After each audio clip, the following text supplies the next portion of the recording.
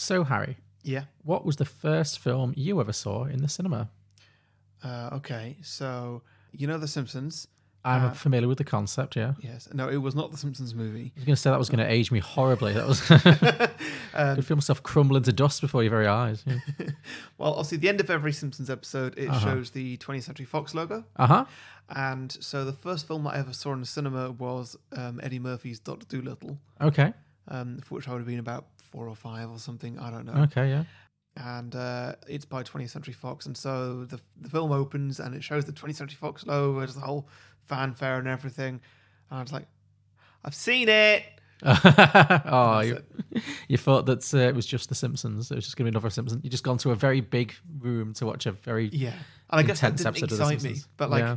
that would really excite me now. Like, wow, The Simpsons on a big screen. Cool. I love that. Yeah, your first impression of the cinema was just be like, meh, seen it, over it. Now, take me home. Take me home. We've got this at home. It's fine. We'll watch it at home. Always a critic from the very beginning. Some films are fine just the way they are. Other films sometimes take it way too far. But really, how bad could it get? Let's go beyond the box set.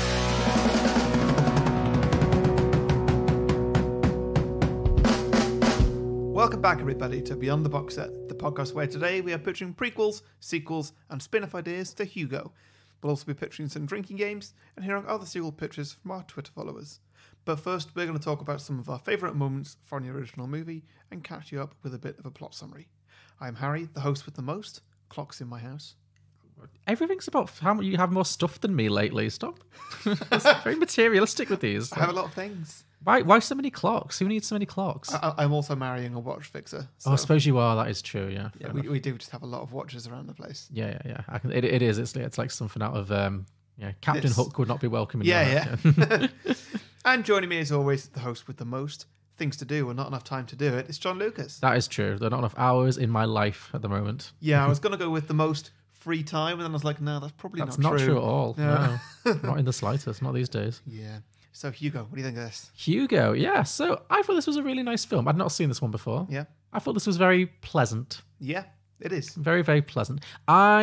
Did you see this? You'd seen it before, right? Yeah. But in the cinema or just on your own time on your sofa someday? I don't remember, so probably not the cinema. Yeah, because I really got a sense with this one, because I did watch it quite late last night and I was a little bit tired and I did feel like, oh, I'm not really getting the best out of this. In the sense that this is, I wish I was watching this. I feel like if I'd watched this on a big screen, I would have been really charmed by it. Yeah. Like it's just because it has that, it's about the magic of cinema. And so, I don't think watching it at like 11 o'clock at night on your TV is quite going to give you the same experience. You know, I try my best. I did think it was really nice. A touch slow, a touch over long, but Yeah, I don't think it was a touch slow, but I can definitely see why you'd say that, especially if you're watching it later. Like I said, I was tired, but I could appreciate it. No, it is a longer film than it could be. But I really enjoyed all of it. Louise summed it up very well by saying like this is the sort of film that you watch on like Christmas afternoon or New Year's Day. Yeah. It's like a slow one that you just sit down and you just indulge in. You don't quite fall asleep to, but you're in that sort of mood. Sure. Yeah, so that's what this is, I think. Definitely. And also this, I think another reason why I didn't maybe get the best out of it, but then you wouldn't have either, is that this film apparently was very much made to be viewed in 3D. Right, okay. Yeah. And I only learned that after I watched it. I was reading up on it and apparently it was shot all in 3D and a lot of the stuff that happened was very much geared towards the 3D thing. Because this is in like 2011 when they were still trying to make 3D happen. I think they finally let it just die for the time being. Until that Avatar movie comes out, I don't think anyone's going to bother. But if that Avatar movie ever comes out. Yeah. But yeah, once I realised that, I was like, oh, that makes a lot of sense. Yeah. And it also adds an extra layer to the film. I was really, even though I'd not watched it in 3D, I was like, oh, that's really clever because the film is so about, there's all this stuff about how in the early days of movie making, the people thought that the train was going to come out the screen and hit them. Oh yeah, of course. And then this film, apparently those scenes, the really famous scene where the train goes through the platform and from the trailer, basically the trailer shot would have actually come out the screen. Right. That is quite cool. Isn't it good? Doesn't that make you like it even more? Yeah. That's You're one of the few use cases of 3D that I think, oh yeah, that's Yeah, pretty no, good. apparently it looks really good in 3D. I couldn't Yeah. tell you, obviously, but that's what I read up. A lot of people were very complimentary of the 3D. Yeah, and it won in the year it came out in 2011. It didn't win Best Picture. It was nominated, but it was the most nominated film that year Nice. for all awards, and it won 5, which are all like cinematography and technical stuff. So Wow, it was definitely one of those films that just cleans up. So, yeah. Yeah. Well, that's kind of why I chose it. I was like, Yeah. well, yeah, I think I remember it being good, and like I remember some sort of true story bits, with the films. Yes, it is and- based on a true story, kinda. And so yeah, I was like, oh, is this going to be good for making sequels too? Because like true story for like I'm never going to do Apollo 13. It's one of my favorite movies, but Yeah. it just wouldn't work for pitching sequels to. Fair enough. And so I was like, is that what this is going to be? But it did win a lot of Oscars. It's probably going to be a good time. Yeah, it was a really good time. Oh, good. Well, I'm glad you enjoyed it. Yeah. I think I've undone my little hiccup last time. It's a step up from the Love Guru. Yeah, that's a faint praise, but it's definitely better. They should put that on the poster if they reissue it. Better. Better than Martin the Love- Scorsese's Hugo, 11 Oscar nominations, better than the Love Guru. Yeah. It's all any film can try to be. Yeah. Yeah. Directed by Martin Scorsese, as I mentioned then. Yeah, which I didn't realize until the credits at the end. Didn't you think this felt much more like a Spielberg film? Yeah. It's got such a Spielbergy vibe for me. Yeah. And I kind of wondered like how different it would be if it was a Spielberg film. Because it definitely has that kind of... This is a weird comparison, but it reminded me a little bit of The Terminal. Because it's all like in one location. Okay. But there's like... And there's a main character who's kind of isolated. Actually, has Yeah. a very similar plot in some ways. But also like... It's all these sweeping... It makes that location so part of the story. Like The Terminal is, sort of the way he lives and breathes inside it. Much in the way in this film, it's a real station in Paris, isn't it? It's Gardinal. Gardinal, yeah, Gardinal. Yeah. I assume that's the right pronunciation. But yes, have you been to Gardinal? Yeah, a lot. It's one of the big ones, isn't it? Yeah. So It's the one that the Eurostar. oh, so you goes have to pass through it. Fair Yeah. enough. Okay. Yeah, but the location's But such it's a- also like the big station. Yeah. I mean, it felt that way. I thought it was Grand Central Station in America at first, and I was like, oh no, everyone's clearly French. Although with very cut glass British accents. Oh yeah. That's just is French in movie. There's a lot of magic like world. British accents, but people are called Georges. Yeah. It's a weird vibe because like they're all oh so British Yeah. and putting like very Britishy accents, but they're all Yeah. very French. Apart from like Jude Law's character is actually he's supposed to be from Coventry or something. Yeah, that's true. Like that one he does say it. So I'm like, oh, so what's the difference with like you compared to like everybody else? Yeah, in because here? Chloe Grace Moretz is very jolly hockey sticks in this. Like Yeah. she's supposed to be the Frenchiest of the French. Yeah. Yeah, that did make me laugh. But yeah, it felt a little like The Terminal in that way, and in the sense that like you've got your main characters, but you've also got this like whole ecosystem that is the main location, and you've got all these little side plots going on that sometimes intersect with the main story, but they're also just kind of doing their own thing. Yeah. Like the like Francis Delator and Richard Griffith with their dogs, and I guess Sacha That Baron- is the most adorable story. the dog story. ever. Really, it's cute. I had some questions, but it's cute. I just loved it because it never bears any relevance to the plot. No, that's what I mean. It's just this whimsical little side plot. Yeah, Yeah, but it's so cute. it is. It's very cute. Just the way that they sort of spin it out over, they're able to spin it out over 2 hours because obviously they've got a whole nother story to tell. Yeah. And it just, I don't know, it means that you kind of go on a whole journey with them. And like, I you're agree. Like, it's like, oh, those two have been really trying to sort of get together for, ages, a long time, and they finally worked it out. I would question the wisdom of adopting a dog purely to get laid, but that's just me. Hey, it looked like it worked. It did, yeah, I guess, yeah. Yeah. Fair enough, yeah. No, it was cute. It was a cute little side story that I enjoyed. Yeah. Because I don't think that ever really intersects with the main story. They're just kind I of don't there. think those two characters interact with them ever. They do a little bit. Frances Delator, the woman, she helps to train Sacha Baron Cohen to smile properly. Oh, briefly. yes. Yeah. And I think they both get shoved a few times when people are running away from each other, which just happens to everyone in this movie. There's so much shoving. Yeah, there is. So yeah, but yeah, on the whole, they are very peripheral. So Yeah. but no, it was a very cute film. I really liked Sacha Baron Cohen and, oh God, I've forgotten her name. Emily Mortimer. Emily Mortimer's storyline as well. Okay, I see. I was less keen on that. I felt like for me, Sacha Baron Cohen felt like he was in a different movie to everyone else a little bit. Really? Because I don't know. That's the question I was going to ask you about this. Is that I enjoy this movie. Who is this movie for? Do you think? Like, what's the intended audience? I'd say. I'd say like 8 to 12-year-olds. Do you not think kids would find it a little dull? Maybe, but also there's that whole like, hey, let's make up an adventure. Yeah, I guess. Maybe I'm being too harsh on it and maybe underestimating kids' attention spans. But yeah, I feel like parts of it, obviously, it's got a very your kid-friendly kind of general vibe, and it's definitely it's got kid leads, and it's there's no, unlike most Scorsese movies, there's no swearing or violence or anything. But I don't know. I feel like a lot of what it goes into about the history of cinema and all that kind of stuff, it feels more it's like for adult movie nerds who just like will be really charmed by this world that it's portraying.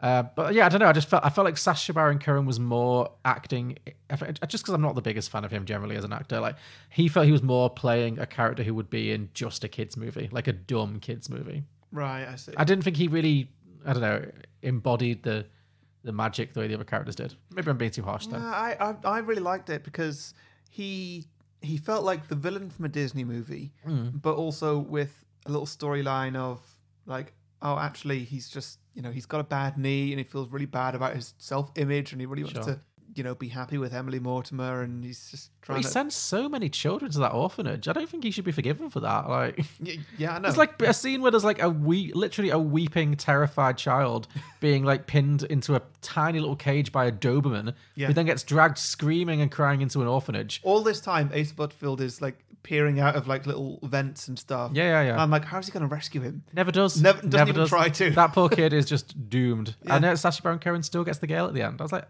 I think you deserve this, mate. But you're probably right there. But no, I know what you mean. It again, it's just, I guess it's quite a sweet little story that they have. You're right. It does give him a little bit more warmth than maybe just a Disney villain kind of thing. Yeah. So, yeah. Little man.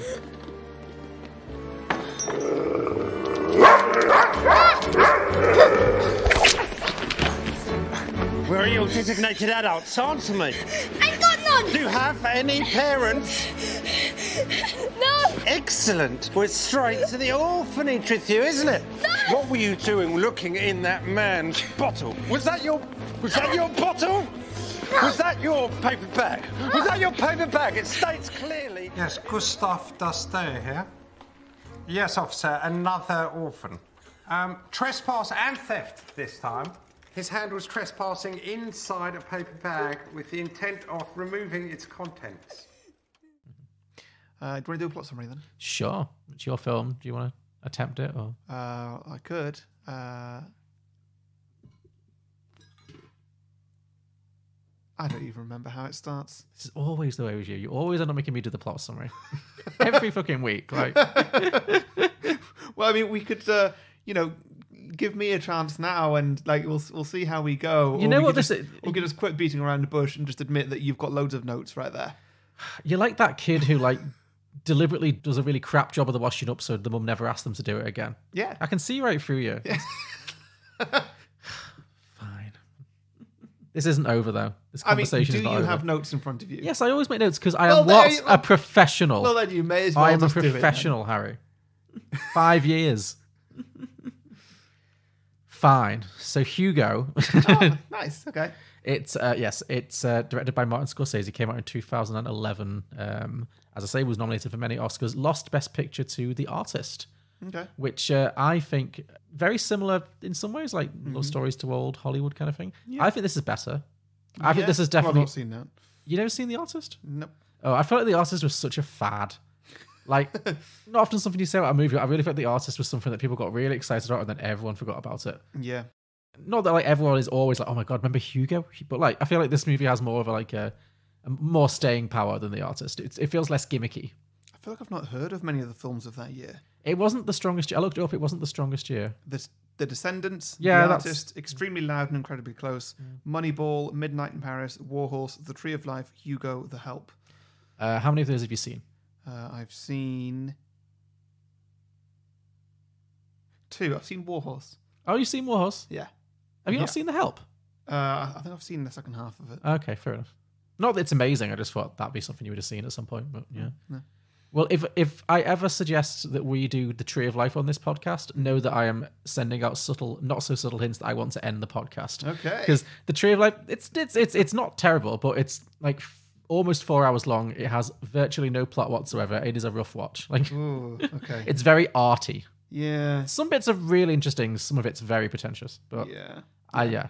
No, I'm out. No, fine. I thought as much. Yeah, it was kind of a weird year for the Oscars, but yeah, The Artist was just such a big like hyped thing that year. I went to see The Artist in the cinema, and I was for the first half hour, I was like, "Oh, this is really charming," because it's a silent film in 2011, and then I fell asleep.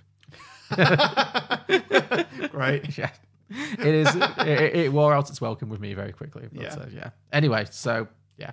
Still, this came out. It did didn't make a lot of money. This, I think, like I was saying, who's it for? I think it was probably a tough sell. So, like, is it a kids' film? Is it a grown-ups film? But he's Martin Scorsese. I think Martin Scorsese. When you get to his level, you get one of these every now and again, where you can just blow $150 million on a vanity project that you like, a little passion project. Yeah. Why not? But hey, at least it turned out really well. Yeah, it's a nice film, and I think it'll have, people will still be coming to watch this in 20 years' time. And, I think sometimes a film doesn't necessarily need to make all the money right away. No. So, yeah. It stars Asa Butterfield as the title character, Hugo, who I thought was very good. Yeah. I thought he was very good in this. There were a couple of bits where both him and Chloe Moretz at the start are just a little bit ropey, a little bit early Harry Potter. I thought he was better than her. Yeah. Yeah, I think her role is harder to be good in because she is very jolly hockey sticks. Like, there was a lot of, I think there's one line she does that made me cringe when she's like, "You don't like books?" And it was just a bit like, oh, not the most natural line reading in the world. Yeah. Do you want a book? Miss Yellow Beast lets me borrow them, and I'm sure I could get one for you. No. Don't you like books? But I thought he was great. I only really know him because she's gone on to do other things, obviously. Before this, he was in a horrifying film called The Boy in the Striped Pajamas. Have you ever seen that? Maybe. It is I know what it is.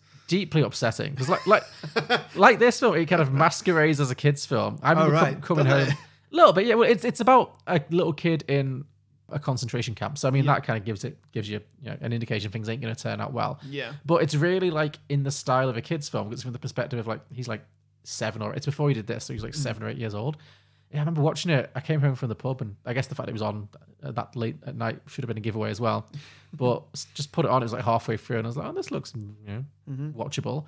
Oh my god! Like genuinely, like I was watching it, genuinely like heaving sobs by the end. Like, it's so upsetting. Like, don't do it. No, don't do it. I don't want to. No. I've got better things to do with my time. Yeah. I also know him from Ender's Game. Oh yes, he was in that. Yeah. Which I might do one day. Also Ben Kingsley. And more recently, not that I've seen it, Sex Education. Yes, he is in that show. I've not watched it either, but yeah, I know he's still floating around. Yeah, no, I think he's very good in this. So he is the title character Hugo. We get this long, very beautifully animated tracking shot at the beginning. I always like those when it's it's obviously created. It's not a single shot because it's all CGI'd, but like it kind of sweeps through the night sky and then into the train station. Old-timey Paris. Yeah.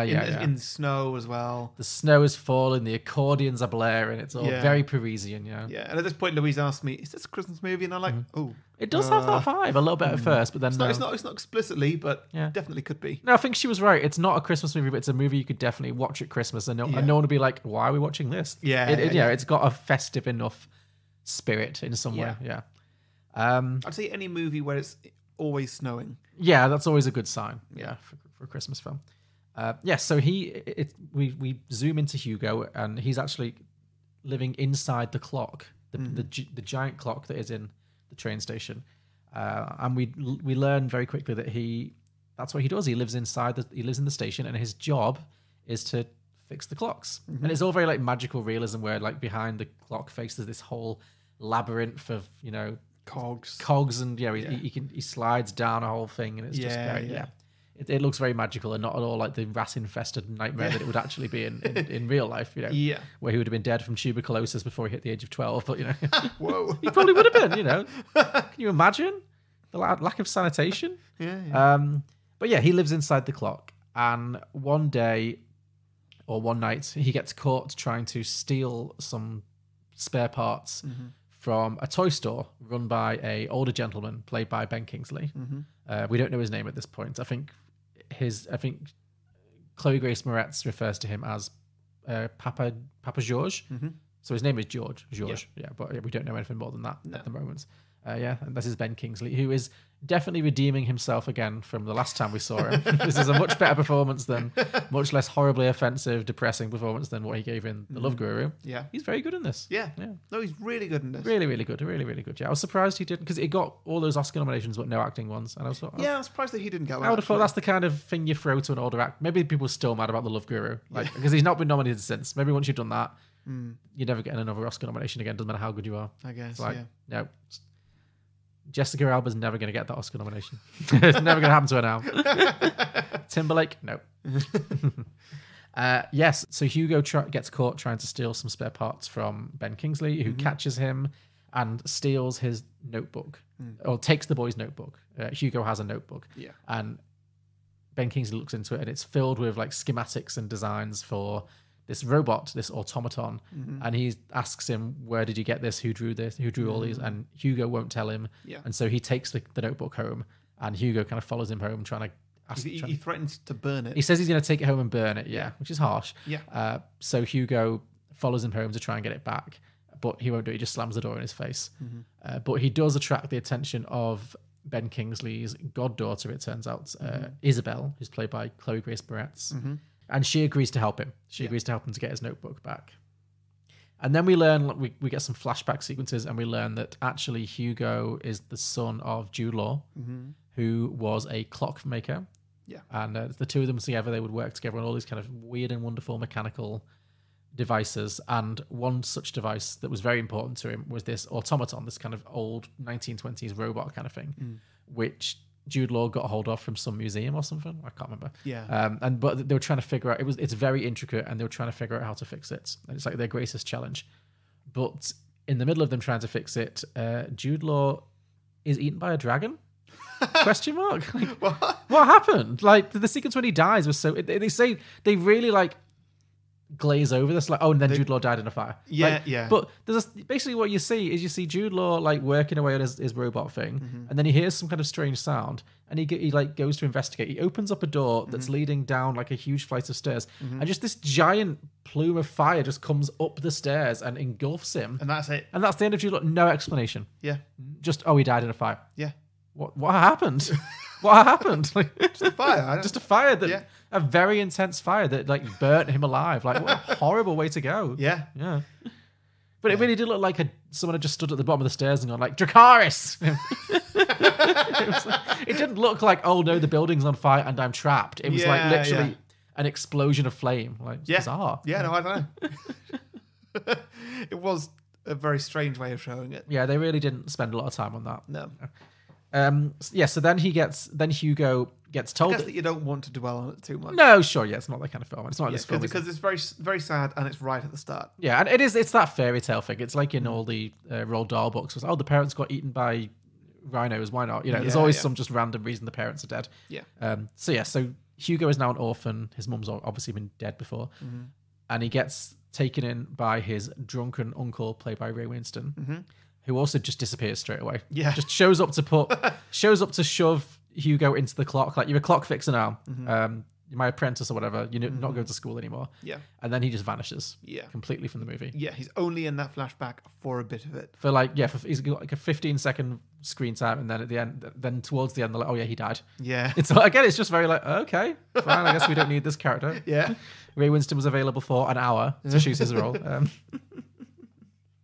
So that's what happened. He will be drunk. You don't get sorry, Scorsese, you don't get sober Winston. Does anyone? Did he even know he was in a film? Who knows? But I guess this is all just setting up the story, which is that now Hugo is living inside this clock tower in the train station, and the only things he got of his father from his father were this automaton and the notebook that kind of goes with it, of like, here's all the parts that we need and diagrams and stuff.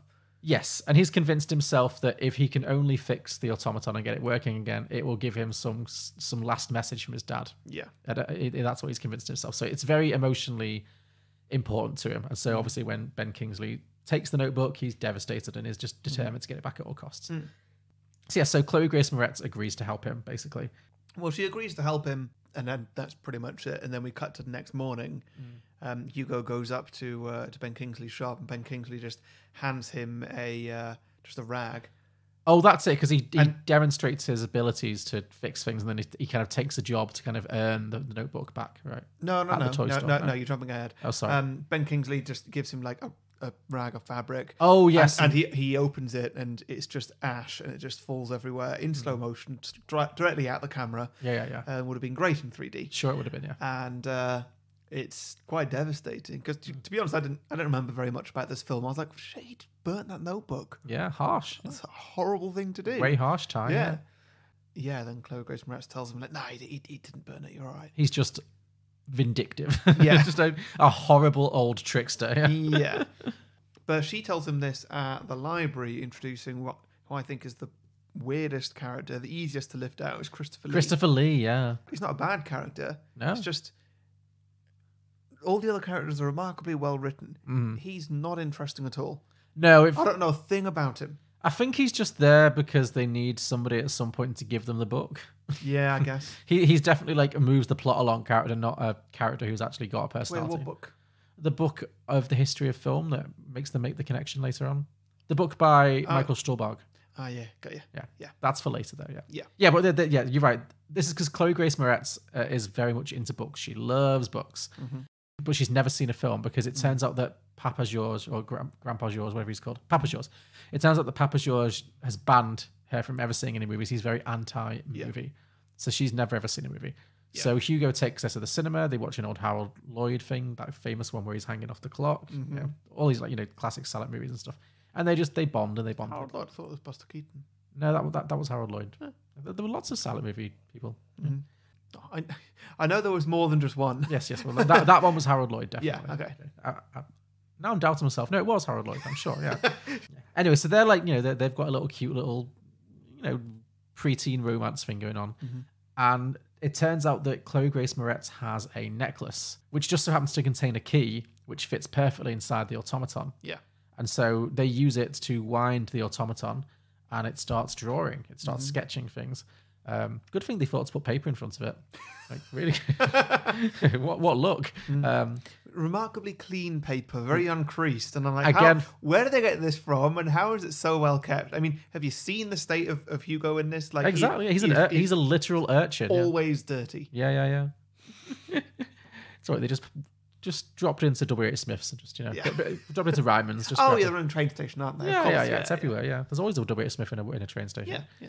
Anyway, so it starts sketching, and at first it looks like it's just sketching nonsense or writing nonsense, and he's devastated. He's like, well, I thought there was going to be a message from my dad, but it's just nothing. It doesn't mean anything. And then it continues to draw, and it does this incredibly intricate sketch of it's great, isn't it? Yeah, of the famous scene from the classic early movie A Trip to the Moon, which is a real. Do you recognize that? Shot? I think I did, but I'm also not sure if this was the first place that I saw it. Sure, yeah. And I've just seen that shot in other in reference in other things. Sure, I just remember it because I've always, even as a child, always found it super creepy. Yeah, that horrible, like, dough-faced moon. It's like, ugh.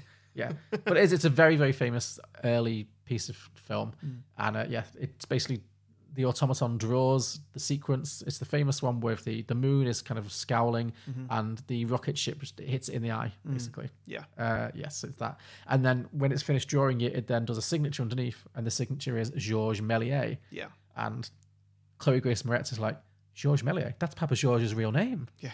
And so they realize that there's some kind of connection between his dad's robot and her godfather's got some involvement with this sketch that they don't recognize what it's from, of course. But so they go and try and ask Papa George about it, but his wife, played by Helen McCrory, she tells them to forget all about it. She when she finds out what they've done, she's very disappointed and angry at them. She's like, he mustn't know, don't tell him.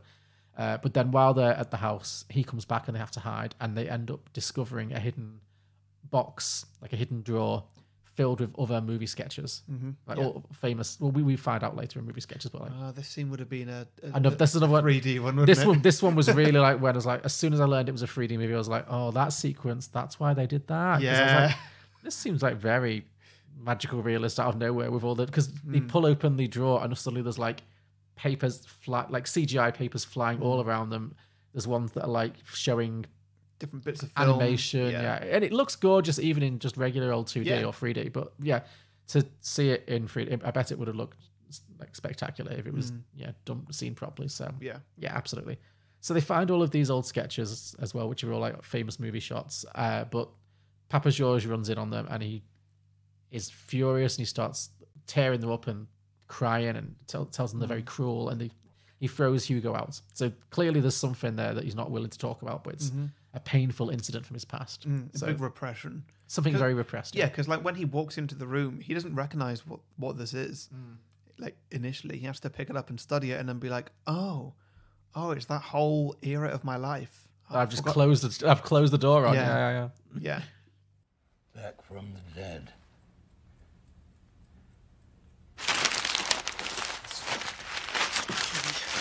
Stop it. This is your work. My work?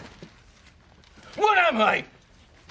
Nothing but a penniless merchant, a broken, wind-up toy. I trusted you. This is how you thank me.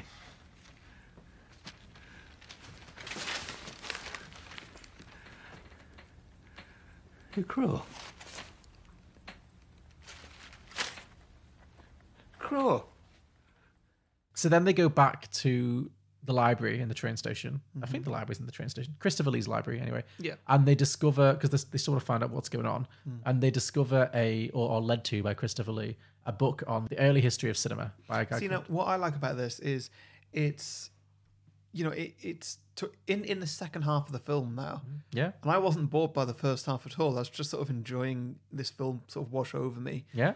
Because, there's a few different relationships around the place. We've not really talked about Sacha Baron Cohen's relationship to Hugo. No. And how they have a sort of cat and mouse thing, even though I'm not even sure that he knows that Hugo exists. Yeah, because Sacha Baron Cohen is the station guard kind of thing, yeah.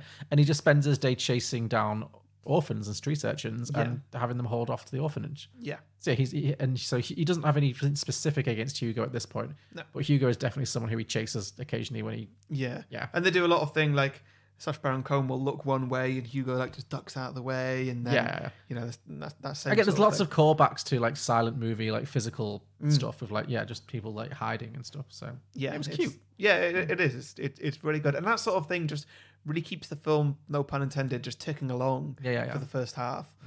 And I find it just really entertaining. I was just really into it, and I was just knowing that like they're not even getting to anywhere near my favorite bit yet. Oh, really? My favorite bit of like just going through all these old films. Oh, yeah. Like they've not even touched on this yet. This is great. So yeah. Oh, cool. Okay. Yeah. So they find this book by a writer called Rene Tabard, and it's like a history of old cinema. And they find a photo in there of the same thing that the automaton sketched, which is the scene from the trip to the moon with the moon and everything. And they read it. That it was an early film that was created by a famed early director called Georges Méliès, who has been dead for many decades, or many years anyway. And obviously... I think they said he was presumed dead in the war. Died in the war, presumed dead in the war. And this is set in 1931. Yes, it's in between the two wars. And then Chloe Grace Moretz is like, my granddad's not dead, obviously. Betting was a character. And then I think, again, just very coincidentally, the guy who wrote the book is just standing behind them. Yeah. For no reason, just because, Story. Yeah, for story purposes. Yeah. Sure, yeah. And he's like, I mean, I'm just imagining, remember in Friends when Ross gets his PhD published? Oh, and nobody reads his book. Library, and he's just like hanging out in that part of the library, like, why didn't you read this book? I'm just imagining that. Like this guy, like, although he comes out as a really sort of put together, like intellectual, I think that he actually only written one book. Yeah. Or maybe one book that's actually any good, and he's really proud of it, but still nobody reads it. And so he's always like, is anybody going to read my book today? Nope, nobody. Okay, I guess I'll go home and try again tomorrow. 2 kids. Oh, yes, great. Oh, see, now I've had a whole... This isn't what my sequel is. This could be my whole like side story, like sequel thing. I was thinking maybe Christopher Lee is like his dad or his granddad. Yeah. And then he's like, I've got just the book for you. Just like takes pity on his poor son who's nobody's read his fucking book. Like, and he's like, go, they're interested. Hook them in. Yeah. Yeah, that could work. Yeah. Anyway, so he turns up and he's played by Michael Stuhlbarg. Yeah. Great character actor. And yeah, and Chloe Grace Moretz is like, but the guy inside in this chapter is my godfather and he's not dead. He's very much alive. And he doesn't believe them at first, but then they're like, we'll come back and meet him.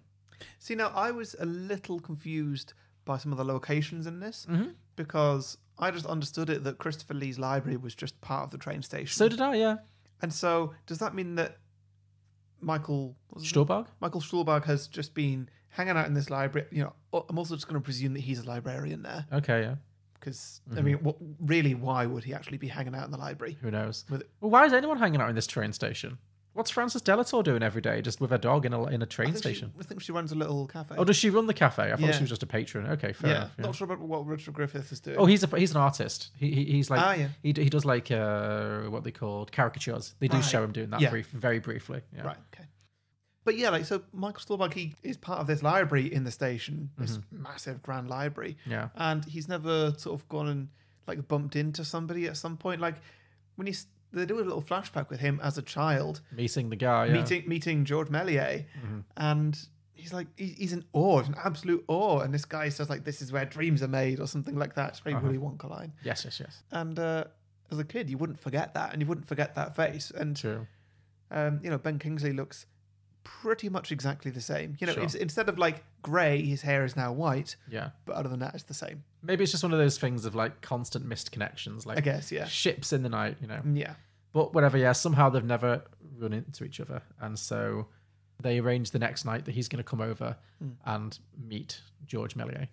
And then we get the dream sequence, which... Oh, yeah. Which It's a little bit shocking, this. It's kind of weird, yeah. And it really... I don't know what it adds... I like it, but I don't know what it's like adds to the overall story. It just felt like they needed some stuff for the trailer. Yeah. Because it's like the most intense action-packed part of the film. So we get this sequence that we don't know is a dream. Well, it's also a little bit of foreshadowing. Yes. For the finale of the movie. It does have some of that as well, yeah. But on the whole, it's just a very odd little section. Yeah. So we have like a little bit of a lull in the film where we don't know this is a dream, but Hugo is walking through the station and he spots Chloe Grace Moretz's necklace with the heart-shaped keychain has fallen onto the tracks. So he looks around, there's no trains, and he jumps down onto the railway line to pick it up. And then a train comes bursting towards him. There's a guy who is in the train who's like shouting, "Boy on the tracks! Boy on the tracks!" Yeah. Did you recognize him? No. It's the same. I'm 99% certain because the voice really gave it away because it's a very similar character. Same guy who in the Titanic goes, "Iceberg right ahead." What kind of typecasting is that? Like, just person who sees things too late at speed. Like, oh, I really hope it is. Yeah, I'm almost certain. That'll be very difficult to look up. Yeah. But yeah, I really hope that is. It really had the exact same voice. So if he wasn't, he's also like, not good at his job. It didn't work in either way. Exactly. So then the train just like mows down Hugo. We assume it obviously doesn't really show like the blood spatter or anything, but mows him down and then careens off the tracks onto the platform. Well, this is the thing that always confused me, and also I remembered this scene fairly vividly, but forgotten that it was a dream. Sure, yeah, which was perfect. Yeah. The thing that always confused me about it was, so was this train just always going to carry on driving like through the station, like just like off the track into Paris? That's a good point because it was going to have to slow down one way or the other. Yeah, like the boy on the tracks or not, that train was going to crash. Yeah, that's actually a very good point. Yeah. So yeah. Well, it's a dream, so it doesn't really matter. But yeah, basically in this dream, the train goes off the tracks, just fully like through the platform, like must kill many, many people, and explodes through the wall like of the giant clock on the outside of the train station, and crashes through. Again, probably looked incredibly impressive in 3D. Yeah. Still looked good, but like probably looked a lot better. Yeah. And then Hugo wakes up in a cold sweat, and it was all a dream. It's fine.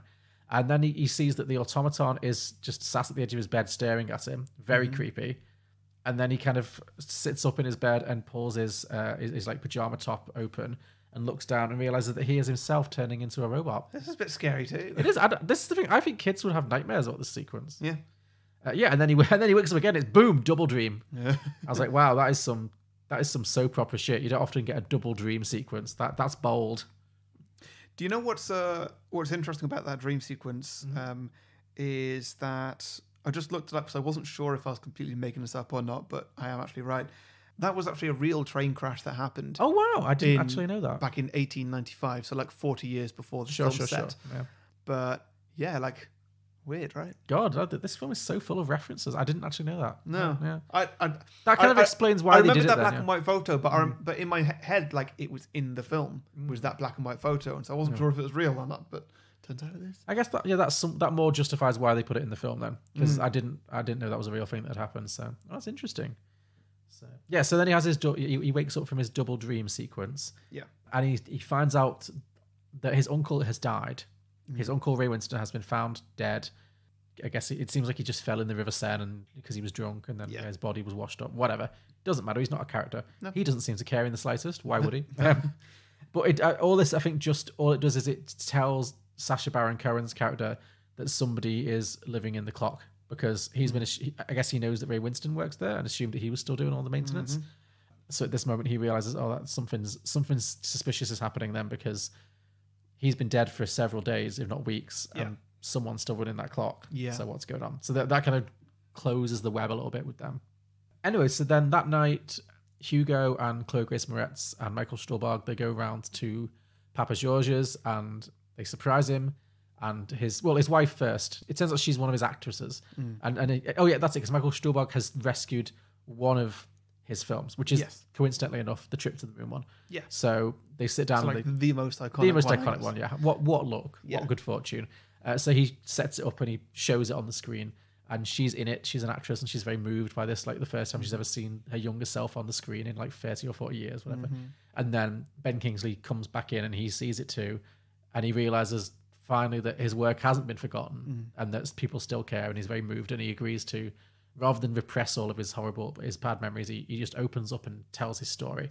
And his story is that he was one of the very first filmmakers in like the 1910s or whatever. He was a magician first, and he got fascinated by, and this is all based on the real story of the actual Georges Méliès, who directed this famous piece of cinema. He was a magician who then got fascinated by the emerging art of filmmaking, made all these incredibly inventive, creative, visually striking silent pictures, just with his own just natural skill for set design and stuff. They were very, very popular for a time. He built his own film studio, had a whole troupe of actors. It was a great success. And then, I loved this. This was some of the best bit, like when they recreate the film studio and they have like all these people like acting in these films, and it must have been so much fun for them to actually film this. Oh, sure. You like as in the 2011 lot filming yeah. Hugo. They must have had such a great time, like creating all those props and everything, and like, because they've had to go back and watch these original films and try and recreate them as best they can. Yeah. And I reckon that the people doing that would have had such a good time. Oh yeah, for sure. I think that the fact that this won Oscars for like cinematography and production design, very well deserved. Yeah. Very, very well deserved. Like it's beautiful, and it really draws you in. It's very satisfying to watch. So yeah, he's this great success, but then World War I happens, and basically everyone loses interest in film because everything's just too sad already, and I guess people have got other things that they need to focus on. And he says tastes changed, and suddenly no one was coming to see my movies anymore. His studio went bust. His film company went broke. He burnt down his studio in like a rage of depression and burnt all of his old set designs and was forced to sell all his old films. Yeah, most of which were melted down for oil. Yeah. So all that happened, and he just fell into complete obscurity. He had no money. He'd lost all his fame and fortune, etc. And he started working just in the train station in a toy store and living in complete obscurity, which was actually happened to this guy, which is kind of amazing. Really? Yeah. So obviously the film has made up a lot of stuff around it, but that basic plot is true. And so he, for the first time in probably 20 or 30 years, he realizes that some of his work has survived, and also that there's still people out there who want to watch it and remember him, and he's very moved by this. And he reminisces about when his studio did go bust. He had this automaton that he'd built, another one of his like inventions, and he wonders whatever happened to it. And then Hugo's like, well, wait there. Runs off with no explanation to the train station. where he is immediately captured by Sacha Baron Cohen. How long were they waiting, do you think? Like Before they were like, yeah, we should follow him. Yeah, is that like I'll just go to the other room and just get this? Or was it wait there because I need to go and take a wee? Yeah. Or is he going to be back like in 3 days? Yeah, because they eventually just follow him to the train station, don't they? But Yeah. we don't see that scene of them being like, well, he's been gone a while. Yeah. They just show up conveniently at the right moment. But also, like, it's a long walk from the train station to their house. Like, in the film, they walk for ages. And if you know any Parisian landmarks, like there's Notre Dame is like on the way, and that's really far away from that train station. Oh, is it really? So it's actually hours and hours and hours. Yeah. Wow. Magic tricks and illusion became my speciality. The world of imagination.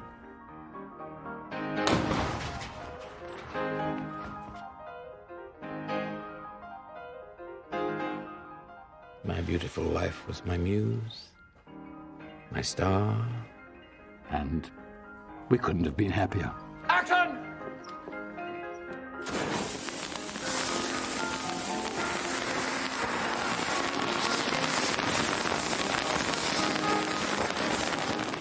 We thought it would never end. How could it?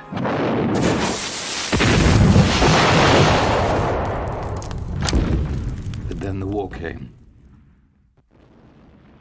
And youth and hope were at an end. The world had no time for magic tricks and movie shows. The returning soldiers, having seen so much of reality, were bored by my films. Tastes had changed, but I had not changed with them. No one wanted my movies anymore. Well, anyway, he goes to the train station and is immediately captured by Sacha Baron Cohen, who kind of chases him, and then we get loads more kind of film references where like Sacha Baron Cohen's chasing him all around the tower. Yeah. He ends up climbing out and hanging onto the end of the clock face, just like in the Harold Lloyd film. All that it's all very good. He eventually does get captured and is almost about to be dragged away to the orphanage. Yeah. But then he escapes and is Because unlike the other orphans, he's savvy. He's savvy. He's got his key. Yeah. He picks the lock and he runs out, and he falls onto the rail track for real. And we get the same sequence again with the train is also coming far too fast. Well, yeah, you skipped over a little chase scene between him and Sacha Baron Cohen. Like they really do extend this chase scene, and Hugo's got the automaton, but then Sacha Baron Cohen finally like grabs him or something. Yeah. Hugo drops the automaton, and it like flies up in the air towards the camera. Yeah. And Hugo like really tries to catch it, but it lands on the train tracks. Yeah. And there is a train coming. Oh, that's it. He jumps down to rescue it. Yeah. Yeah. So it really is like his dream is coming true in many ways. Yeah. Yeah. Because also that's the only thing that he's got. Like Yeah. it's his connection to his dad. It's now his connection to, who's likely going to be his new foster dad. And if he doesn't get that, then he's just going to go to an orphanage, and as far as he's concerned, his life is going to be over. Yeah, sure. He's going to be just another orphan. Whereas this is his connection to family, past and previous, past and present, past and future present. past and future. Okay, Yeah. sure. Yeah, we know what you mean. Yeah. Yeah, so it's like it's very, very important to him, and it is worth risking his life for. Oh, sure. But like, I guess the dream sequence earlier just kind of showed what the risk is. Like, oh yeah, there could just be a major train crash here, Yeah. and you could die. But He could, yeah. So once again, he's on the track, and that same guy from the Titanic is like, "Boy on the tracks, boy on the tracks." But Sacha Baron Cohen pulls him up at the last moment and rescues him in the nick of time. yeah, And he's going to drag him away to the orphanage, but then I think his heart grows a little bit, maybe because I think he sees that Emily Mortimer's looking at him. and also everybody else just shows. Oh, up everyone and else shows up, and then I think Papa George says like, "That boy is mine." Yeah, I'm like, okay. and like all the characters are here at this point. Yeah, as well. everyone. It's the whole ensemble's Yeah. together. Yeah, and then everyone just kind of lives happily ever after. I guess it's Hugo gets adopted, I guess, by the family, or Yeah. they take care of him anyway. They host a whole little house party. Like a big viewing party. Yeah. Yeah. Papa George becomes like a lecturer. He starts like lecturing about old cinema again, and he finds all these people who are really interested in what he did. There's like there's an event in his name, Yeah. and what's his face says that like, yeah, we managed to track down loads of his films. Oh, in, that's it. They found out that they barns found and- that actually a lot of his old films were restored and rescued. It wasn't yeah, just that one. So. we found like 80 of his movies. Like he did a few hundred of things. Yeah, There's still he- a lot yeah. lost. But like 80. That's pretty good. It's a pretty good save, yeah, considering most of them got melted down. And it just ends with them all in this like house party, and then Chloe Grace Moretz starts writing the story down. Yeah. Because this film is based on a book, which was not written by a little girl, but still, I guess that's just to give her character a bit of a point. But yeah, and that's the end. It's a very nice, sweet-natured end to a very nice, sweet-natured film. Yeah. Did you enjoy it? I did. It was a nice pick. Yeah. Good. Yeah. Better than The Love Grower. Well done. Yay. Once upon a time, I met a boy named Hugo Cabret. He lived in a train station. Why did he live in a train station? You might well ask. That's really what this book is going to be about. It's about how this singular young man searched so hard to find a secret message from his father. And how that message lit his way. All the way home.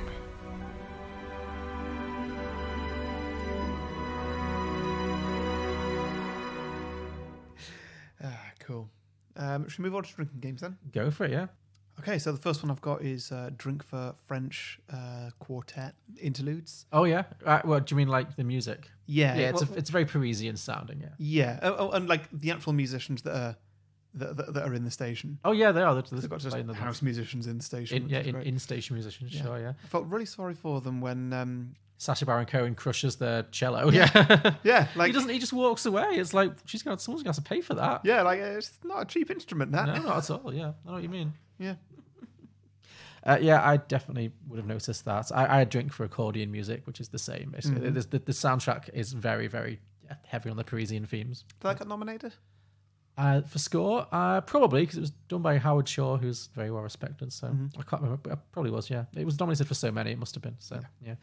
I also have Drink. This is an obvious one. Drink every time there's a sequence that would clearly have looked a lot better in 3D.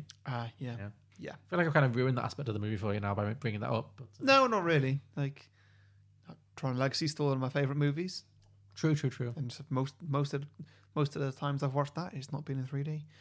Drink whenever Sacha Baron Cohen's leg gets stuck in something. Oh, yes, I found that very stressful, especially when he's on the train. Yeah. I was like, oh, my God, are they going to kill him? It was hilarious, but... But it was scary. It was just, they just kind of ended the scene early. Yeah. It just didn't really show you what actually happened. Same. I was like, how did he get himself out of that predicament? Because he could have been torn in half. It was a very painful way to die, yeah. Yeah, I know. But also, it wouldn't be that fun a bit just to see somebody go over and help him. Like, it's... True, it will just slow down the scene. It's a pratfall, isn't it? It is, exactly, yeah.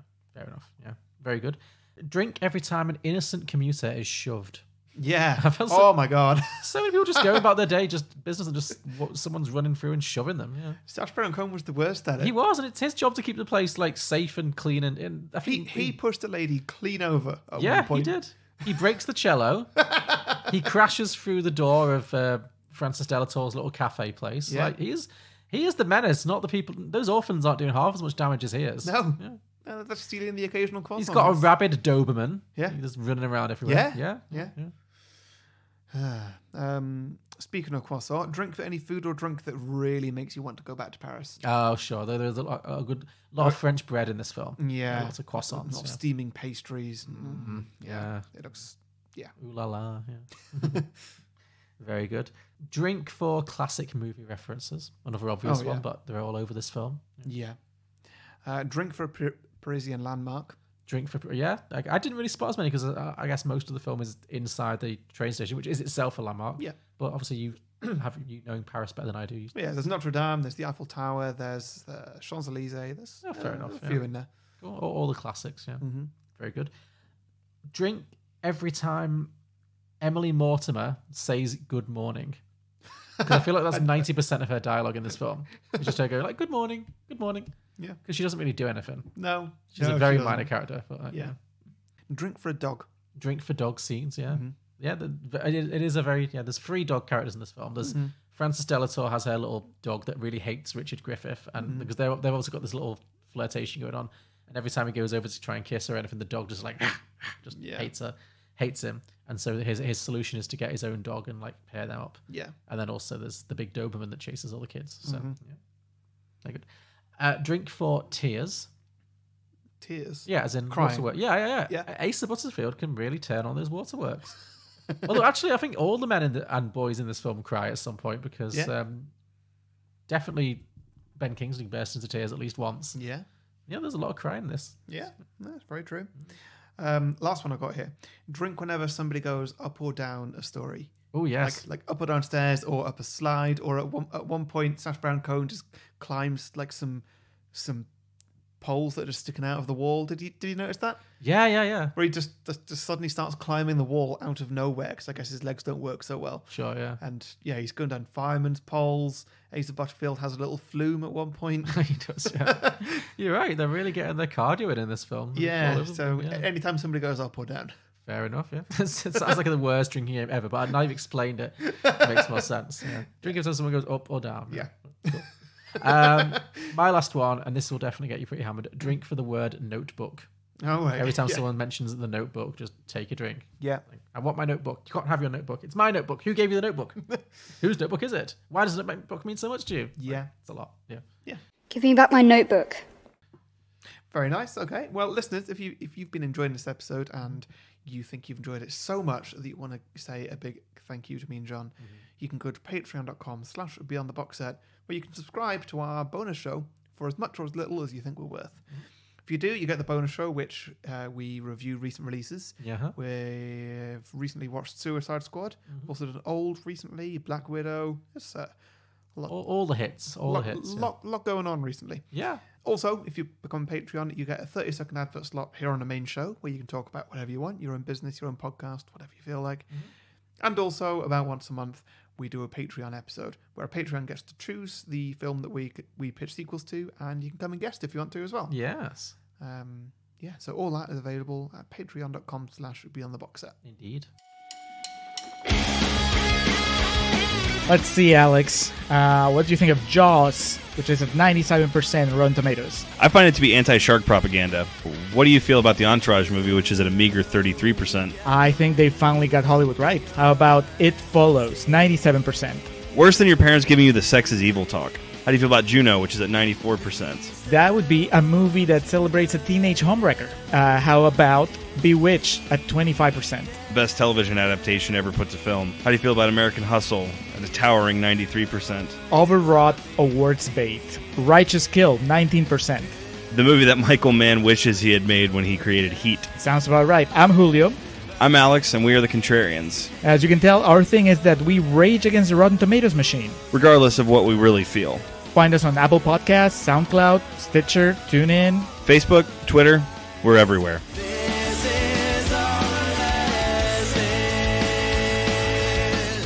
So, sequels then. Yep. Do you want to go first? I can go first, sure, yeah. Yeah. Okay. So, my sequel is called Hugo's Marvelous Movie Studio. Right. Felt like a nice name. Yeah. And very Roald Dahl. It is, yeah. It is set in the not too distant future.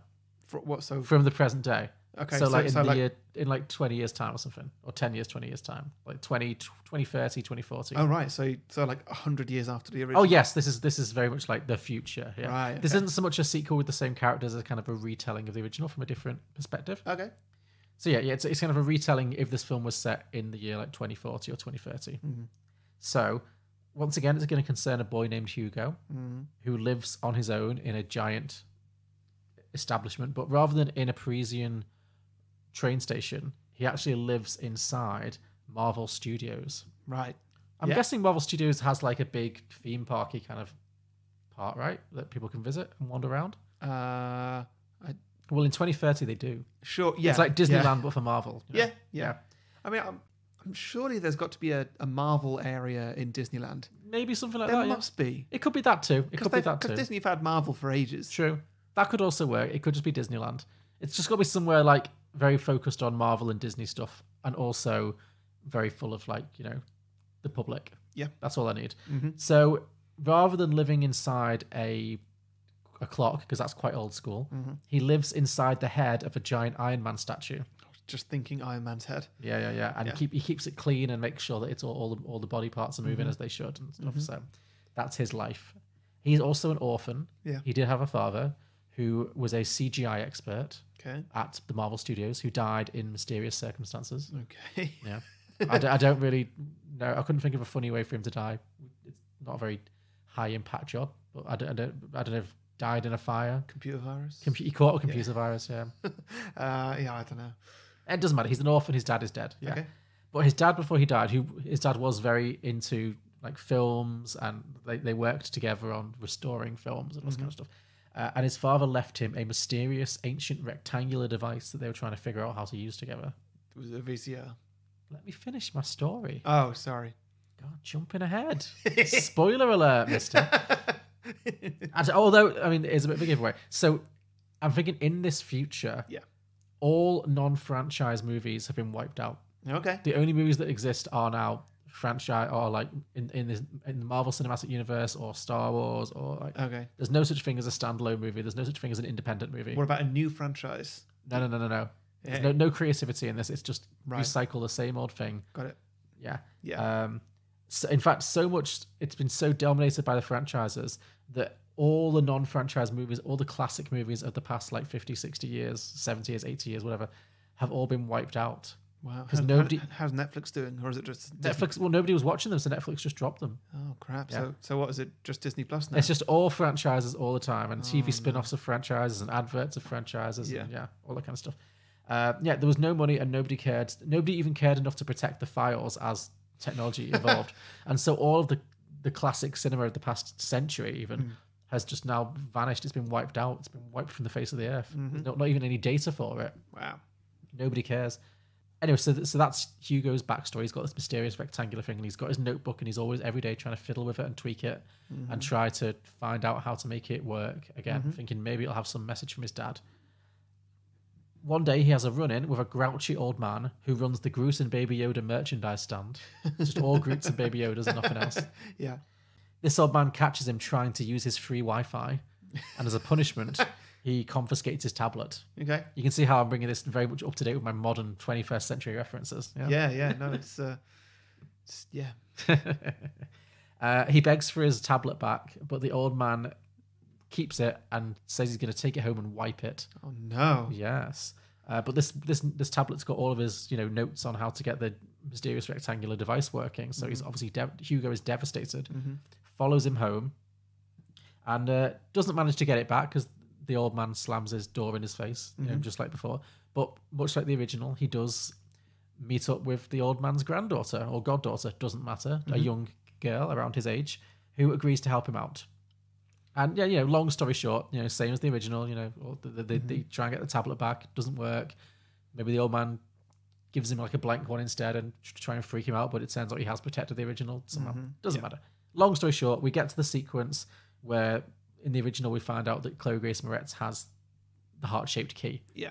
And in this version, I think what happens is that she has a mysterious silver disc that she uses as like a giant hoop earring or something. I don't know. Something, or maybe it's like lining her lunchbox. Yeah. Something that not for its proper use. Anyway, and this mysterious silver disc, it just happens to be a perfect fit. She wears it as a brooch. She wears it as a brooch. Because then it's still like jewelry, like like the heart shape. I mean, she's got very skinny. What's this part of your body called? Wrists. Sorry, I don't know what happened with my brain. Also, you're thinking bracelet. No, brooch is it's like a badge. Oh, a brooch. Okay, I did think bracelet. Sorry. Yeah. Okay. Yes, she's wearing it as a brooch. That works perfectly. Yeah. And they realize, oh, hey, your brooch actually fits perfectly in my rectangular device. So to speak. Hubba. Yeah. Never realized how sexual this element of the film was. But so they stick it in. In a very innocent and childlike way, Harry. This is in the original film. They stick it in and they turn it on, and God. And they're confused when they're greeted by a bizarre message. Yep. Sounds like my first time as well. Yeah. Well, I don't know what you heard, but this message, the message they get on their rectangular device is, you wouldn't steal a car, you wouldn't steal a handbag, you wouldn't steal a television, you wouldn't steal a movie. Piracy. It's a crime. And so Hugo immediately bursts into tears. He's like, this is just gibberish. It doesn't mean anything. And Isabel, Chloe Grace Moretz's character, gives him a hug and like, no, wait. It's not finished yet. And then the screen goes black. They've attached the DVD player, which is what it was, to a TV screen, whatever. Let's just say that they figured that out, much like the piece of paper. They just, as luck would have it. So then the screen goes dark, and then it flashes up again, this time with grainy footage of an unkempt young man in old-fashioned clothes walking the streets of New York. Okay. And a title screen flashes up, Taxi Driver. Ah, okay. The kids are compelled but confused. Where are all the superheroes? Where's the product placement? And what's with this grainy-ass filter? So they don't know what they're watching. So, however, as they watch the entire gritty, hyper-violent spectacle, their tiny minds are blown. And these are like 10-year-old kids. That's what I mean, like, because in the original they're watching this quite charming, Yeah. fantastical stuff. I love that in this they're watching like a notoriously depressing, disturbing, psychological thriller kind of Very thing. violent. And they're just like, this is amazing. It's like nothing we've ever seen. So yeah, that's kind of the comedy a little bit. So they watch to the end, and then a credit appears, directed by Martin Scorcese. And then Chloe Grace Moretz, his character, is like, that's my grandpa's real name. That's Grandpa Marty's real name. So you see what I've done here. Yeah, Tron, I see what you've done. It's okay. It's the same film, isn't it? It's the same. It's the same film, yeah. But it's because you know how Martin Scorsese was in the press around Oscar season this year when he was complaining about all Marvel films. Oh yeah. He was saying like, oh, they're destroying all the rest of cinema. So I thought like that could if his his greatest fears have come true and all. Right. Okay. It's Martin Scorsese's darkest timeline. Yes, basically that's what I've come up with here. Yeah. Okay. So yeah, they rush home to show Grandpa Marty the footage, but his wife intercepts and warns them not to dig up the past because it's too painful for him. But while they're locked away, while they're hiding from him, they find a chest filled with other old DVDs. But he catches them, and in a tearful rage, he starts smashing them up, and he calls them cruel. And again, it's just like the original.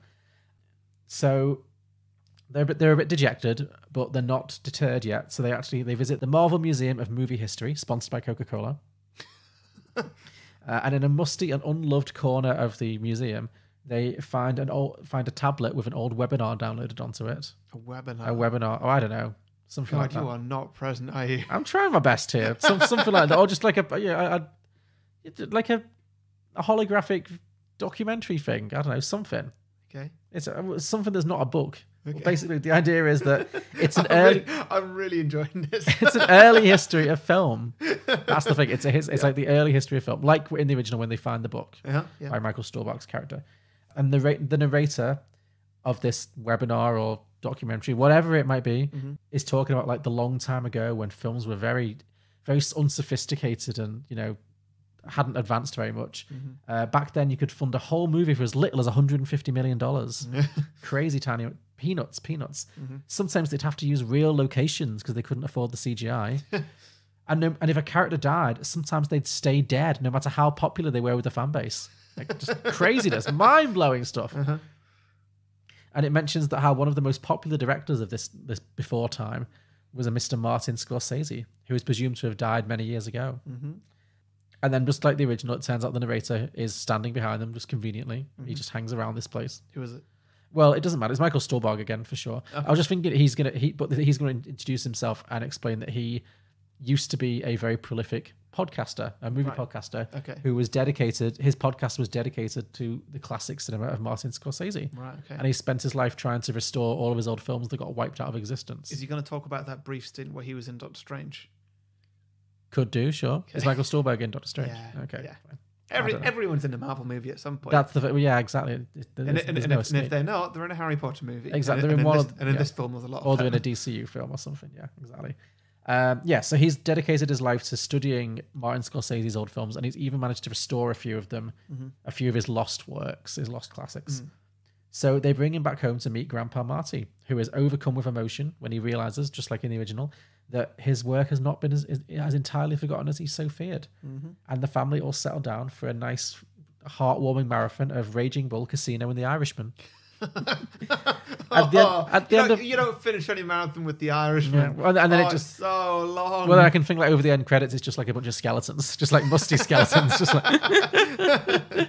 Oh dear. Yeah. Although actually, the proper end could be that. Yeah, great. So that maybe Martin Scorsese his work gets reappraised, and maybe he works with Hugo to open a new film studio to make to bring non-franchise movies back, and that becomes Hugo's marvelous movie studio. All right. The title didn't really tie in with the story there. It just sounded good in my head. But yeah. Sometimes it works. Yeah. Oh, That's that was, it. yeah, that was really good. Thank you, yeah. Way better than what the idea that I've got. Well, that's it, yeah. Once I remembered, I did struggle, but then when I remembered Martin Scorsese being a bit of a dick about franchise movies, I was like, that's what I can do. And then it all kind of fell into place. So Yeah, no, that works well. Good, thank you. Well, I've struggled with a bit of writer's block this this week. Sure. I've written an intro to an idea, which I'm really happy with. Sure. And I like the idea as well, but I just can't write it. Okay. So we'll see how we go. We'll see if we can pull something together, yeah. But either way, here's the intro. Okay. So I think that we can all agree that, that fire that killed Jude Law, sure, it was actually some sort of an explosion and definitely wasn't an accident. Oh, he was murdered. Yeah. There's been a murder. Yeah, I think we can pretty much all agree on that. Yeah. So this film picks up exactly as Jude Law slams the door shut. He lives. Just in time. And he turns around to show us his singed eyebrows and sooty face. Nice. And we see from the outside of the building the windows blowing out, confirming that it was, in fact, an explosion and not like, a dragon or just a regular fire or whatever. Sure. It's an explosion on the ground floor. And so the building starts to crack, and Jude Law, being the smart man that he is, he takes a deep breath and he jumps and rolls into a small understairs cupboard with thick brick walls. Oh, wow. Thinking like, okay. This is like action movie star Jude Law. Yeah. Back again, yeah. So yeah, like the building's about to fall down. He's like, okay, you need to go to like an enclosed space that's like in the wall. Like this is it. It's perfect. Mm-hmm. He waits there as the floor outside begins to crumble into the fire below. A few more seconds, not in a cupboard, and he would currently be burning alive. Oh gosh. The cupboard has a small window to the outside. Okay. That doesn't open, so it's just closed glass. He looks around for something to smash it, so he doesn't break his fist. But there's actually nothing in this cupboard for whatever reason, for plot reasons. Sure. The cupboard is empty. He tries to see if he can open the door and grab a rock or something, but when he does, the smoke and the flames are just way too intense. Mm-hmm. He just can't open that door at all. And also, the fire's probably going to break through that very quickly. Mm-hmm. He frisks his pockets a little bit, and all he has is a pocket watch with the name Francesca Cabray, presumably his wife. Oh, okay. Engraved in it, and a picture of Jude Law and Hugo in the lid. So it's his wife's pocket watch. Oh, nice. Okay. His late wife's pocket watch. Like, let's assume that it's all he's got left of her. Sure. And with a large sigh and saying, "Forgive me, love," he uses the pocket watch to smash through the window and climb down unseen. Okay. It's a solid thing, isn't it? It's a solid piece of metal. You use it to smash the glass and get out. Right. He gets to the bottom and checks the watch. The face is smashed and it's stopped ticking. Oh, no. But he's alive. Mm-hmm. He lets out a solitary tear, and with a flourish of his cape, he runs away into the night. I like it. So that's that. Okay. That's the intro. I just wanted Jude Law to survive that, and then maybe this whole mystery of like, who's trying to kill Jude Law? Why? Well, I thought that too, because Ray Winston also dies in very mysterious circumstances. Mm-hmm. Like, so I was like, is there a murderer? Yeah. Yeah. There's something happening. Definitely. No, I like that idea. So yeah, and maybe then Jude Law, realizing that someone's trying to kill him, decides to fake his own death. Like, that's why he stays away. Yeah. And he's like maybe watching Hugo from afar, but protecting him without him knowing. Yeah, I was thinking all that sort of thing. Yeah. That could be good, yeah. I'd like to do that somehow. I was trying to work out any kind of motivation that anybody would have, anything like that. And in lieu of creating a new character, I was thinking Ray Winston. Mm-hmm. So he can be the villain of this. Well, he also dies. Does he, though? Okay.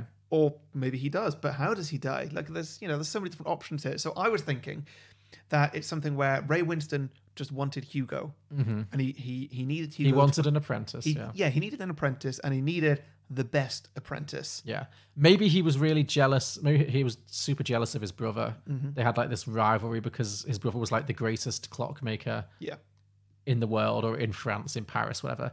And Ray Winston was just a drunken burnout who was just doing like menial work in a train station. Yeah.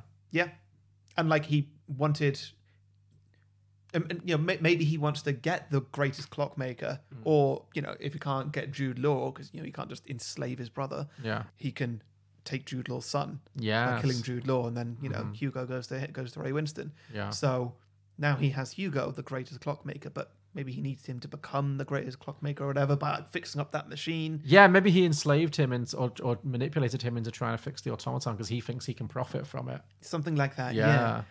And and then I I would love to have a bit more story here, but I was hoping that it was all going to kind of come together in Jude Law and Ray Winston having a fight. And maybe that's why Ray Winston randomly goes missing, because Jude Law's like watching from afar to try and protect his son. Maybe Ray Winston was like up to some shady shit, and Hugo was about to get into some serious danger. Yeah, and Jude Law saved him, potentially by getting into a fight with Ray Winston and presumably winning, and Ray Winston's body showing up in the river. Yes, no, I think I think that works. Yeah. That all ties together. I'm sorry, I wish I had more story. No, there's some bits that would need fleshing out, but I think that the basic idea is really good. I like the idea of Jude Law's character just still being in the shadows somewhere. I think what we would need to do, I don't know if we can do this right now, but if there was a way to tie that in with everything else that's going on, like with Ben Kingsley's character and Christopher Lee, maybe Yeah, you're going to bring Christopher Lee, and maybe Jude Law is hiding out in the library with Christopher Lee, or maybe Christopher Lee's like his oldest friend or something, and so he. Well, did you notice in the film that whenever Hugo introduced himself, he said, "Oh, I'm Hugo Cabret." Whenever he said his surname, everybody would go, "Oh!" Everybody would react like that. Yeah. And they'd be like, "Oh, a Cabret, oh." So I'm thinking there's something up with Jude Law. Yeah. Okay. I've thought of it. Jude Law does survive the attempted death by fire, explosion, whatever. Yes. But he's horribly burned. Oh, okay. Beyond recognition. His face is burnt beyond recognition. Right. So he disappears not just to go into hiding, but also to recover, because that's why he's assumed dead. He's taken in by a kindly stranger played by Christopher Lee. Nice. Who is a librarian, but also in a former career was France's foremost plastic surgeon. Nice. Yeah, okay. So he, for months and months and months, while poor Hugo has been enslaved by evil Uncle Ray Winston, Jude Law is recuperating with Christopher Lee, having his face rebuilt from the fire. Okay. When it's finally... This could also be a cheap way to not actually get Jude Law in the film for very long. A little bit, yeah. But when he finally is looking human again, he has a face again. But the only thing that can happen is... Is he still Jude Law? Is he? No, this is the thing. He's had so much surgery, he now looks like Michael Stuhlbarg. Nice. Oh, right. Oh, that's really good. Yeah. Yeah. And then... so that as Michael Stuhlbarg, he bumps off... He challenges Ray Winston and kills him, throws him in the sea, gets his revenge. But then he doesn't want to upset his son. I like that Christopher Lee is such a good plastic surgeon. He makes Jude Law, who's already very handsome, even more handsome. Into Michael Stuhlbarg, yeah. Yeah, and then, but he doesn't want to upset his son by showing him his new face, So instead, he just poses as a kindly stranger and puts the plot into motion to guide it so that Hugo gets adopted. Will be adopted into a new family. Yeah. Oh, that's good. There we go. We tied it together. We pulled it back. Yeah. Nice. Yeah, that's really good. Cool. Yeah. Please, well done. Yeah, I think that one's very, very worked out pretty well. Yeah. Cool. Okay. Well, I've not got a title for that either. Fair enough. Nice. Hugo 2, Changing Faces. Sure. Yes. Because a clock changes faces. Yes. Yeah. There you go. Nice. Oh, good one. You really. I'm on fire tonight. You really saved that. Yeah. Well, the original idea was good. I just helped you pull it together. Yeah. Thank you. Okay. Right. We've got any listener submissions? We do. Let me run through them. Only a few this week. Starting with an obvious one. Todd Berman said to go. Cool. Sure. Yeah. Every week. Belle Haggett Silverman said Hugoing, and it's part of a trilogy. Hugo, Hugoing, Hugon. Nice. Like it, yeah. Adam Capitano said huge O. It's even bigger than the last one and longer, presumably. Like 4 or 5 hours long. Mike Carey said Hugo. Hugo meets the maker of the film of the train arriving at the station. That one that was the film. Yes. That everyone thought the train was going to go through the screen. And hit the, He meets the old filmmaker who made that film. Presumably that was not Papa George. And helps them to rediscover their passion for films and films of vehicles arriving in places.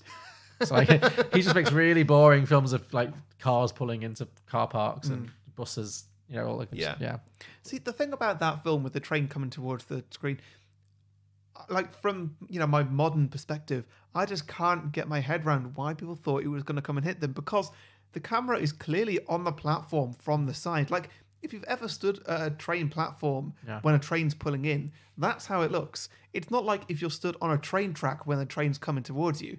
That's entirely different. That's your 21st century brain thinking, though. Definitely Harry. is. Because I know that people reacted like that, but I just feel like they're wrong. Yeah. Well, that's just the way it is. Yeah. Simpler times. So that was that. Connor Crehan said, I didn't know much about the plot of Hugo before I watched it, so I thought the plot was going to be a magical fantasy direction before the actual reveal of what the movie was about was clear. So I say we adapt it from my imagination version instead. Things from the movies start coming into the real world. Okay. So I think he thought that just like it would be a fantasy about things from classic movies, like breaking into the real world. Like, I don't know, name a classic movie. I guess like Disney films, Dumbo. Yeah. Bambi, Snow White, that kind of thing. Yeah, that could work. Yeah. And Brian Markowski, fan one, Brian Markowski said, Hugo a go-go. It's the late 60s, and Hugo's grandson is a swinging London youth in the style of Austin Powers, who opens his hip new club, The Automated Man. The club is a big hit until Hugo himself shows up, going through a rather late midlife crisis.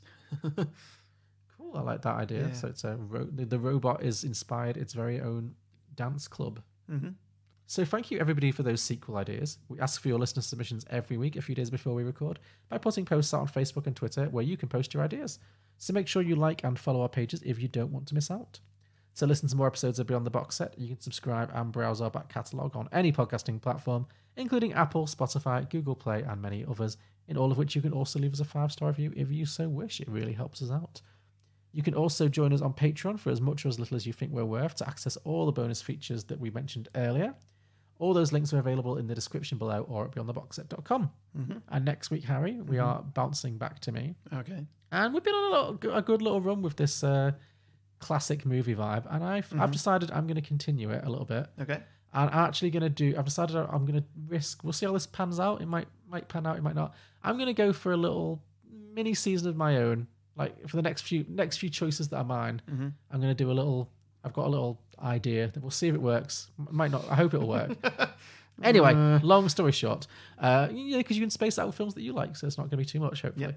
Next week, we're going to do a film called All About Eve. Okay. Yeah. It's a classic piece of cinema. Actually beat Sunset Boulevard to Best Picture that year. So a very strong year. Sure. So we'll see how you like it. Yeah. So, All About Eve. Join us next week for All About Eve. Yeah, sounds good. Right. Thank you, everybody, for listening. Thank you very much. Yeah. And see you next week. See you next week. Bye. Bye.